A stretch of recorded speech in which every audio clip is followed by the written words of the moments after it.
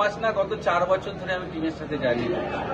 যখন কোভিডের সময় আমরা একসাথে 4.5 মাস হোটেলে ছিলাম, এই টিম মোহামেডান স্পোর্টিং এর জয়। আর আমি দীপক কুমার সিংকে ধন্যবাদ জানাবো সবার আগে, আমার ক্লাব অফিসিয়াল, আমার প্রেসিডেন্ট ববিদা, সেক্রেটারি রাজুদা এবং কামারদা সহ সকল এক্সিকিউটিভ কমিটিকে, এবং আমার সব খেলোয়াড়, এবং যারা সবচেয়ে বেশি কষ্ট করেছে তারা হলো আমাদের সমর্থকরা।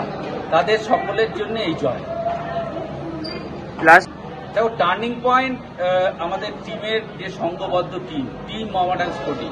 আমরা একটা অ্যাওয়ে ম্যাচ হারিনি আজকের দিন অব্দি, আর হারবো না কেন। আজকে শেষ অ্যাওয়ে ম্যাচ শেষ হয়েছে এবং আমরা একটা মাত্র ম্যাচ হেরেছি এবার আই লিগে, এবং সারা বছরে এই কোচের তত্ত্বাবধানে আমরা মাত্র 2টো ম্যাচ হেরেছি। এটাই আমাদের টার্নিং জল, এই আনন্দের জল। কেন আমাদের কষ্টটা আমরা জানি, এখনো কথা বলতে হলে চোখে জল চলে আসছে। অনেক কষ্ট, মানে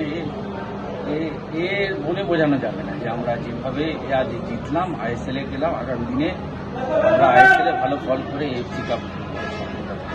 আর যারা কলকাতা থেকে যে সমর্থকরা এসছে তাদেরকে আমি অনেক অনেক শুভেচ্ছা জানাই, ধন্যবাদ জানাই।